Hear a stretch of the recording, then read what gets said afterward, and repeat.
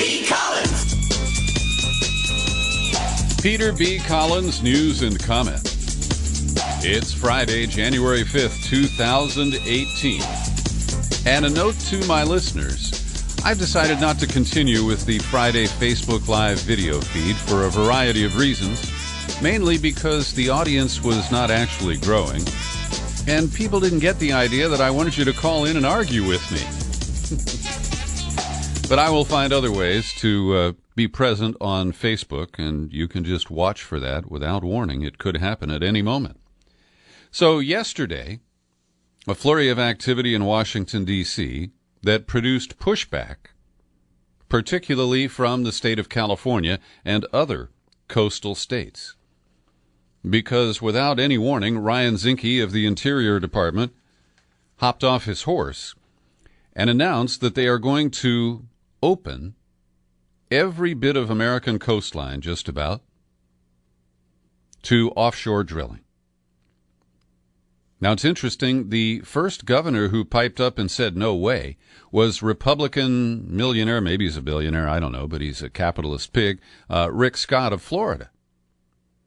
Because of the blowout in the Gulf, the Deepwater Horizon, Florida is still recovering from the impact of that massive oil spill from an offshore platform.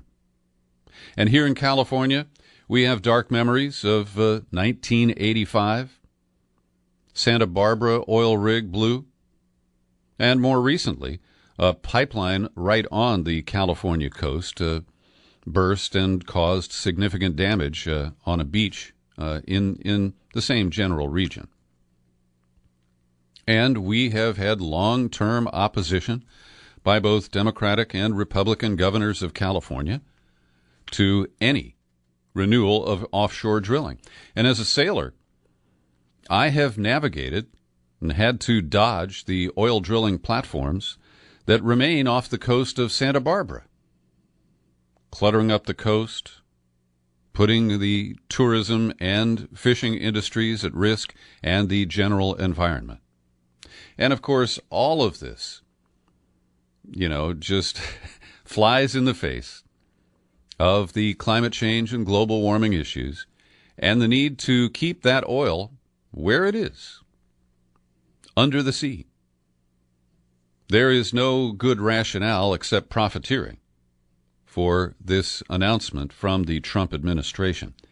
And the left coast governors, Brown of California, Brown of Oregon, and Inslee of Washington State, issued a joint statement blasting the Trump administration for this shift. Also, Democratic Governor Roy Cooper of North Carolina called drilling a critical threat to his state's economy. The Obama administration, which, was very disappointing when it came to energy issues. Obama paid lip service to climate change, said that it was this great threat and he cared a lot about it. But despite the 2010 blowout in the Gulf, most new permits that were applied for under Obama were approved. Now, there was an effort to block drilling on about 94% of the outer continental shelf. But the Gulf of Mexico, I guess, is considered a fertile field for further exploration. Also, yesterday, as I mentioned in the News and Comment podcast, Jeff Sessions, the alleged Attorney General, issued a memo lifting the restrictions that had been imposed in the Obama era on federal prosecutors going after marijuana cases in states where there is medical legality or adult use legality. And in response, there was uniform rejection from leaders in California. Gavin Newsom, who is our lieutenant governor, he led the effort to write the ballot measure that legalized adult use of cannabis that was passed last year and went into effect on January 1st. He said there's no question California will ultimately prevail. The public has accepted legalization's inevitability. It will be very difficult for Sessions to bring us back to a mindset that existed 5 years ago or a decade ago. And Lori Ajax, the head of California's new Bureau of Cannabis Control, said that this is going forward as planned, consistent with the will of California voters. Now, 57% statewide approved Proposition 64, and in liberal counties like mine, the margin was like 71% in favor. And despite all this bluster pushing back on the federal government, and I fully support it, leaders across the state, including at the local level, have dragged their feet. It took 20 years to implement the rules for medical marijuana after voters approved that. And despite the pre-planning and the obvious, 12-month lead time that they had to build the systems here in California, it's pretty pathetic, really. And people who want or need to exercise their legal right to access cannabis still are mostly relegated to the black market. And, of course, Sessions is not just misguided because of his own bias, but the real issue is the opioid epidemic. Nobody overdosed and went to an emergency room because of pot last year. But some 60,000 Americans died in overdoses related to opioid abuse. And so these are misguided priorities from a deeply misguided attorney general. And one of the other wrinkles is this is grandstanding in many respects because here in California, the Trump administration has not appointed federal prosecutors. They required all the U.S. attorneys to resign, but they have not replaced them.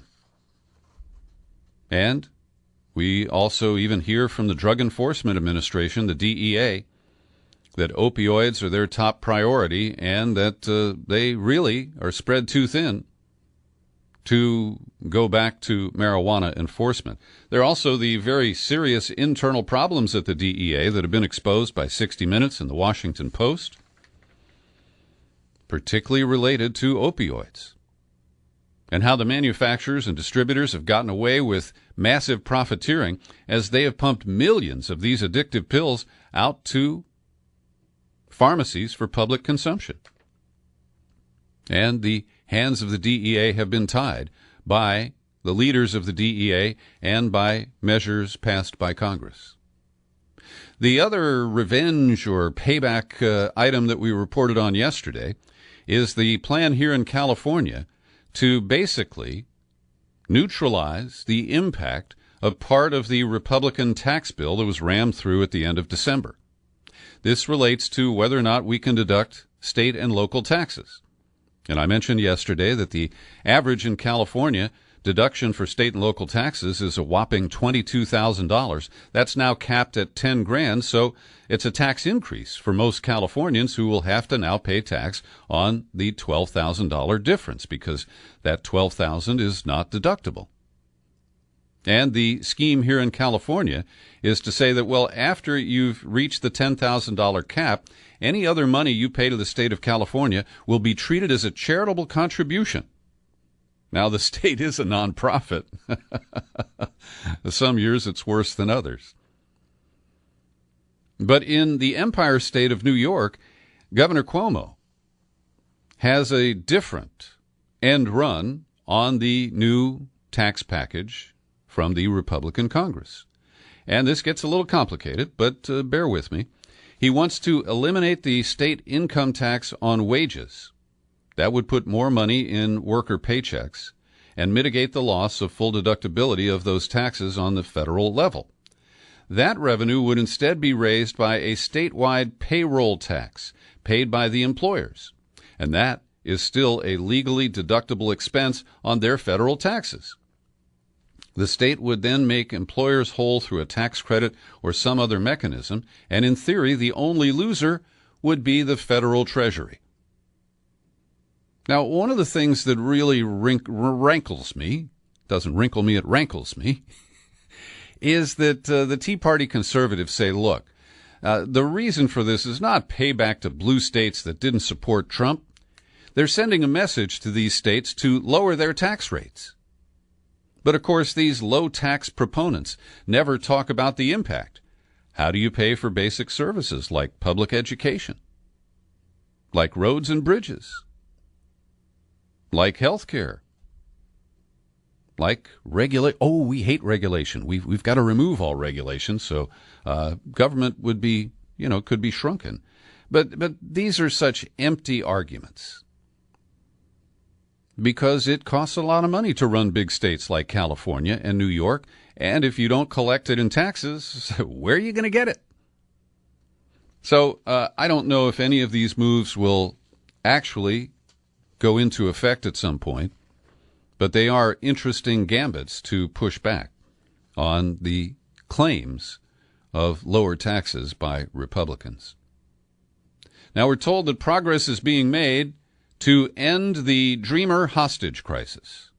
Trump put over 800,000 American residents into a hostage mode when he announced that he was going to end the delayed the DACA program. You know what that is.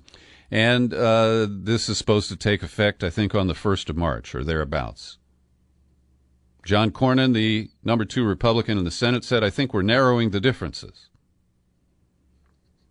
But my big question is, will the Democrats really stand up for the Dreamers? Or will they be forced, or in their view be forced, but in my view, will they show the lack of courage and cave to Republican demands? Because the demands have increased and they have shifted as this extortion over hostages continues. And Trump has said, well, he needs money for the wall. We were told Mexico was going to pay for his wall, but we never hear about that anymore. He is suddenly demanding $33 billion in new border security spending, including $18 billion for more than 700 miles of new and replacement barriers. That's a quote from the Wall Street Journal. New and replacement barriers. So it's not all going to be a wall. And Republican Senator James Lankford of Oklahoma met with Trump at the White House yesterday, and it's clear that in private, Trump acknowledges that we're not going to have a wall from West Coast to East Coast along the southern border. Instead, they'll, put up fences, do electronic security, maybe fly some drones, that sort of thing.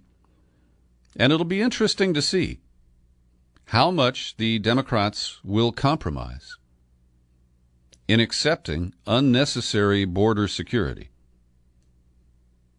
Lankford said people want to paint that it's some 2,000-mile-long, 30-foot-high wall of concrete. That's not what he means, and it's not what he tries to say. Well, that is what he says. And Trump tweeted, the Democrats have been told and fully understand that there can be no DACA without the desperately needed wall at the southern border and an end to the horrible chain migration. This is another new demand.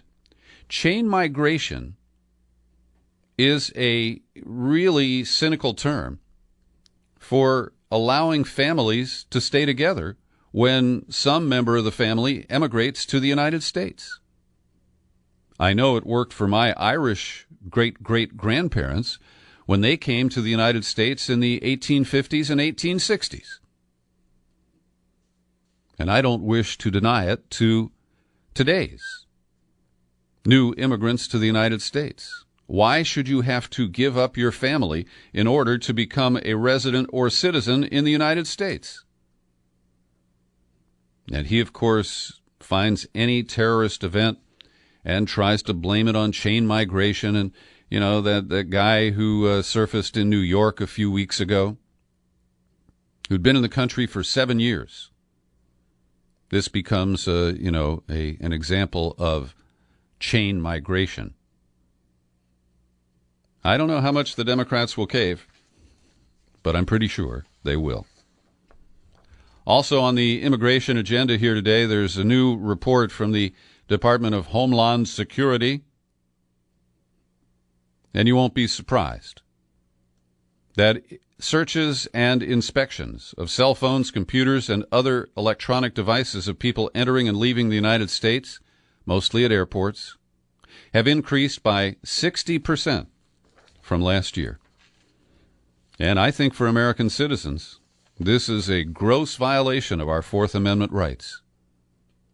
We're basically told to sit down and shut up, and that airports and, border zones are special. The Constitution only vaguely applies in those cases. Trump Co., through the Labor Department, has announced another assault on the Affordable Care Act. And they're following through on plans to allow people to buy health insurance across state lines, which means that if you live in a state like California that has pretty strong regulations to protect healthcare consumers, you could buy a really crappy policy from Alabama, Texas, or some other right-to-work state. Not only that, they are reauthorizing the use of association health plans. And for example, I could form a group of podcasters and say it's the American Podcaster Association, and you join for $100 a year, and it enables you to buy some really lousy health coverage in what may ultimately be a scam. Because history has shown that these associations have left employers and employees with hundreds of millions of dollars of unpaid medical bills. And one investigator who exposed insurance fraud at the Labor Department for more than 20 years said the proposed rules were an invitation to more scams. It's going to be beautiful, said Trump. You're going to love it. Oh, yeah. Every day I like to pause for a moment and thank the people who support my work at the Peter B. Collins Podcast with your subscriptions. $5, $10, $20 a month. People like Kevin Beckley, Pauline Nixon, Susan Lewis, Gary Batterson. They've all been staunch supporters here, and I'd like you to join them. Just come over to peterbcollins.com. There's a menu button no matter what device you use. Click on that. Look for Become a Subscriber. It takes you to the sign-up page. You get the options, $5, $10, $20 a month. The $50 annual subscription is a screaming deal. And don't forget, we have the Peter B. Collins app available for your Apple device, and it's in the App Store on your phone or your iPad. And I mentioned yesterday that if you've got one of the new Alexa devices, these robots that you talk to and ask it to do things for you, just give it a try. Ask Alexa to play the latest Peter B. Collins podcast for you. And let me know if she balks, will you? She did it first time and very fast when I asked her. So we have new leak-based stunning reports from the New York Times. And as I dive into this new report by Michael Schmidt, I want you to note that the corporate media and the promoters of the Trump-Russia scandal narrative are quietly moving the goalposts. No longer do we hear about collusion so much. The claim that Russia hacked the DNC, and that's a fact, is fading. The claim that the DNC hacks were then leaked to WikiLeaks and weaponized to be released in an effort to defeat Hillary Clinton, that's also fading. And it's being replaced by two themes: corruption and obstruction of justice.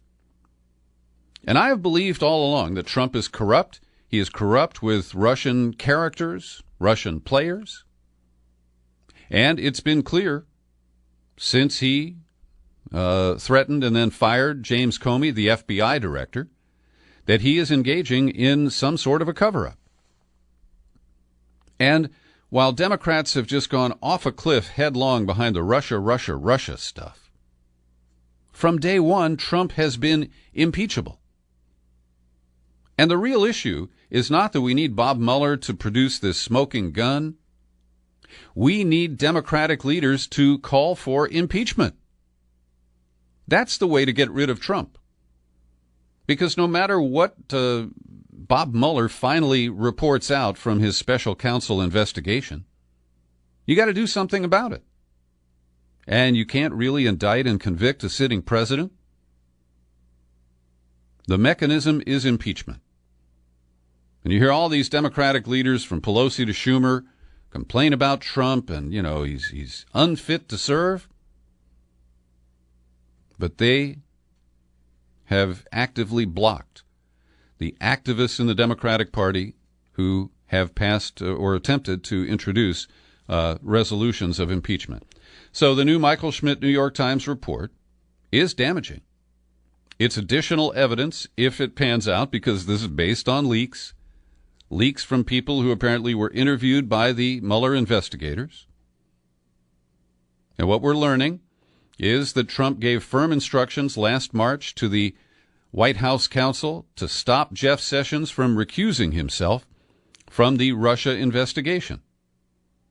And he complained, like a mafia don, that he didn't understand that his job as Attorney General was to pull out all the stops, legal or otherwise, to protect the president. So Trump ordered Don McGahn, the White House counsel, and he did follow up and had a talk with Sessions. Sessions recused himself anyway. What we're also learning is that a White House lawyer in the same time frame advised Trump that he shouldn't fire Comey because it's not clear that he had the legal authority to do so. And I have to tell you, going back to Watergate, I thought that the reforms to the FBI director position did give that person some protection from being fired by the president, and apparently that's not true. But the lawyer in question did offer advice to Trump, and his name is Uttam Dillon. Last name is spelled D-H-I-L-L-O-N. Now, Dillon, once upon a time, worked at the Justice Department under a guy named James Comey. So you can raise obvious questions about whether he had a bias and whether he, exercised that bias in his advice to the president. Now, you can make the case that Uttam Dillon was giving higher priority to the interests of the United States and the American people and the Constitution than to the advice that the president requested. And I haven't seen any Twitter activity today, but I would imagine Trump is hopping mad about Uttam Dillon, and it's hard to imagine that his White House pass will be working on Monday. But it'll be interesting to see how that one plays out. So Trump, as I mentioned yesterday, by issuing this cease and desist order to the publisher of Michael Wolff's new book, has simply generated millions of dollars in free publicity for Michael Wolff's new book. And now the media outlets that helped create the Trump monster, like NBC, MSNBC, CNN, they're all just reveling in the juicy gossip that has been disclosed by Michael Wolff in his Kiss and Tell White House book. And the latest today from Wolff on the Today Show, he said everybody in the White House views Trump as a child.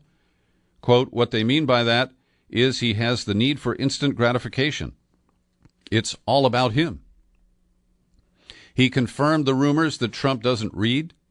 Quote, this man does not read, does not listen. He's like a pinball, just shooting off the sides. Echoing a column in The Hollywood Reporter, Wolff said certain members of Trump's staff eventually came to the conclusion that he cannot do this job. I'm talking about Jared Kushner and Ivanka Trump, whose real name is Ivana. The K is just a nickname.